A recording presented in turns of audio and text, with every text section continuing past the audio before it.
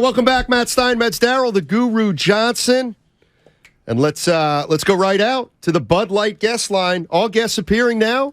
It's the Bud Light guest line. Bud Light, easy to drink, easy to enjoy. What's up, Ross? How you doing, man? I'm doing awesome. How you guys doing? You got a big showdown coming Sunday. Yeah, and everybody's already getting excited. Let me just throw this out at you. If I said, Ross, what are the best and biggest rivalries in the NFL that you think? Give me 3 or 4. Ooh. I feel like that's a really good question. I kind of feel like Chiefs-Bills is a rivalry now. Okay. So I'll go Chiefs-Bills. I'm always going to say Steelers-Ravens. That's always a rivalry. Eagles-Cowboys is always a rivalry. I know what you're getting at. Is Cowboys-Niners a rivalry? And I would say it is, except, they just don't play against each other enough or regularly enough for people to really feel that way. But, I mean, that's right. I remember the 90s and the 80s. I mean, I remember that like it was yesterday. Yeah. Ross, I don't know if you know I'm a Cowboy fan, and I'm objective doing radio here in the Niner Nation, so it's hard. I'm fighting for my life. But with that said, I follow you on Twitter. I saw – now help us out. You had some strong comments from Maurer, and like he has a family and kids and all that. What have you seen anything like that? Because if it were me, and I'm being emotional, I don't think I would have let him kick another extra point. Talk to us about what you tweeted and what you thought of all that, the 4 missed extra points. Yeah, honestly, guys, I was just thinking more about his family than I was almost about him when it was going on. Because, he's a good kicker. He just kind of lost it. He got, the yips. And, I think it's natural in life, especially since I was able to play for a while, that you immediately kind of put yourself in that situation. And when you're the one that is screwing up or messing up, it's bad, right? It's not good, and you need to kind of refocus. But at least you are in it, and you feel like you can do something about it, right? Like it's like, okay, I gotta practice here on the sideline. I gotta stretch, whatever I can do. I know what it's like for a player's mom or dad or a player's wife, or when I was playing my girlfriend and fiance or whatever. That is hard. It was tough for them if I gave up a sack or if they called me for a holding penalty. This guy missed 4 extra points. 4. And you know what he must be going through, and you know how bad it is for him, and there's even a chance maybe he gets fired as a result. I will say them winning real. Can you guys imagine if they lost by a point or 2 or 3? Can you even imagine what that conversation would be like, what we'd be talking about? It would be bananas. So I'm glad for him and for them that they still won. But, yeah, people are like, oh, dude, I don't feel bad for him. Guy makes so much money just to kick a football. Spare me the sympathy. Listen, I'm not telling you, Joe Blow, on social media to have sympathy for him. I don't care if you do or not. I'm just saying that that's very, very difficult for family members to see a loved one struggle so publicly like that. I don't care how much money you have. I don't care what you think of his lot in life. No matter who it is, it's tough to see them struggle in that position. Yeah, Ross Tucker joining us on 95.7 The Game. Joins us every Tuesday at 1:30. These two teams, Dallas and San Francisco, played last year, obviously in Dallas. How do you handicap this one? The 49ers are favored by 3.5. Cowboys look pretty good. Niners look pretty good. What are you thinking? Well, I kind of, with the points, I kind of like the Cowboys getting the 3.5, and I mentioned that today on my Even Money betting podcast, because I think it's going to be a good game. I think it's a toss-up game. I mean, there's a reason, the Seahawks had the lead at halftime on the Niners, and so certainly I think Dak Prescott looked awesome. I mean, the one major issue for sure is that it's a short week for the Cowboys going on the road again, whereas the Niners are getting like an extra day of rest. So they really should be fresh and ready to go. But I'm not. Look, you guys know I have the Niners number 1 in my power rankings, and I think they're very good. But I think people are maybe getting a little bit overblown with them. I mean, they got lit up by Jarrett Stidham, gave up 34 points. They were fortunate to win in overtime.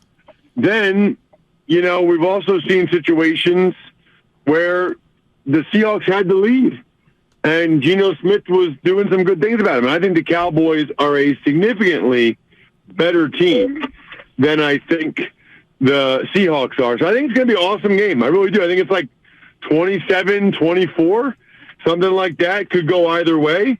If you're talking to me straight up, I would take the Niners. But with the 3.5 points, I'll take the Cowboys. Ross, I got like 50 questions for you, and I know your Eagles host the Giants. Which one of these teams do you believe, and I believe your power rankings kind of gave it away, but which does Dallas or San Francisco pose a better threat against Philly? Which team would you not want to face? It's interesting that you say that, because there are some people in Philly that are saying it'd be better for the Eagles if the Niners won because the Cowboys are a tougher matchup. I don't agree with that. I mean, I'd rather the Eagles play the Cowboys. I think the Niners are a really good team, and I think the way Purdy's played, his mobility, Kyle Shanahan, what he's able to do as a coach, and that defense, although they are kind of similar, I mean, I think, the Cowboys have Micah Parsons, who was unbelievable last night, just unbelievable. And the Niners have Bosa. I like the weapons for the Niners better. To be able to have McCaffrey and Deebo Samuel, it's wild. I mean, they'll put McCaffrey out a wide receiver, put Deebo in the backfield. Those guys are like interchangeable parts at this point. You don't see that very often. So the Niners are a handful. I think it's going to be an awesome, awesome game, though. I'm really looking forward to it. But I don't have a strong feeling on who the Eagles would rather play. I think the Eagles would probably rather play the Cowboys. I think the Niners are a better team, but some people disagree. Ross, I need your help, man. My partner and I will go out to lunch, and there'll be so many conversations and subject matters to where we differ on, and we'll just go back and forth. But one that we differ on is pro sports and what happens and, at halftime. And I'm like, man, the new Rockney speeches and chairs are broken, thrown. And I see this clip last night of the great Peyton Manning say, at halftime, we never made any adjustments. We didn't talk. We ate orange slices, used the bathroom, and the coach would say, let's go back out there. Now, I'm like, I hope Steiny doesn't see this. But Kurt Warner kind of took offense to that. Where are you at on what Peyton Manning said about what goes down at halftime? Well, I think he's right that the concept of halftime adjustments is overrated. Because they are. If the NFL, if you wait till halftime, you're dead, dude. Like, right. You got to make adjustments. Somebody said to me once, in high school, you make adjustments after the game for the next game. In college, you make adjustments at halftime. In the NFL, you make adjustments between series because you have to. They'll have a blitz or they'll have a play they're running. You better have an answer for it or they'll just keep doing it. So, between the next time you go out there, they'll make that adjustment. So you make the adjustments on the run. I think sometimes the coach will say, hey, we're going to do this. We're going to run the ball more, or we're going to go no huddle more, or whatever. There might be a small adjustment or a thing that they change and decide to do at halftime, but there's not a lot of time. I mean, he's right. I mean, you really are going to the bathroom, maybe eating or drinking something, and then it's basically time to go back out. I mean, I think halftime is 15 minutes. By the time you take 3 minutes to walk in, go to the bathroom, eat something, 3 minutes to walk back out, it's like time. Yeah. Wow. That's amazing. Yeah, but here's what he means, Ross. And we're joined by Ross Tucker, our 95.7 The Game Odyssey insider. Ross, you played high school, played college, played pros. How many rah-rah speeches did your coaches really give? And how many do you actually remember? Because I maintain I don't think there's a lot of rah-rah. Well, certainly in high school and college. Well, high school, I don't really remember very much at all. That's not really Coach Wolfram's style.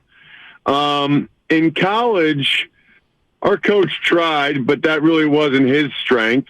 In the NFL, Marty Schottenheimer was really good at it.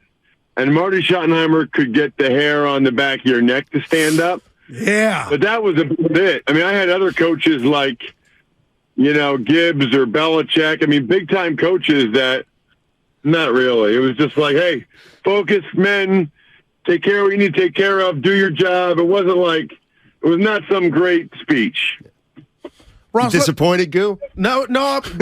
Marty was my answer. Ross, let me get this to you before we go about the Niners. And we know they're loaded offensively and defensively. When you look at this team and what they've done against Seattle, if you say, you know what, the Niners won't get it done, how much of your answer is Brock Purdy, or how much of it is something else that you see around this team that concerns you? Yeah, I think it's half Brock Purdy and half some of the lapses on defense. I mean, people are talking about their defense like they're the 85 Bears. How many points do you think Jarrett Stidham and the Raiders would have scored on the 85 Bears? Yeah. How many points do you think Geno Smith and the Seahawks would have scored on the 85 Bears? I mean, they got a good defense. I just don't think it's as great as everybody's trying to make it sound like at times. All right, Ross, thanks as always. Appreciate it. Looking forward to next week already. Yeah, man, it should be awesome. Next week might be Philly, San Francisco. Let's hope it is. Yeah, me too. That's what we want out here. Philly. Thanks, Ross. Take care, buddy. See you guys. All right.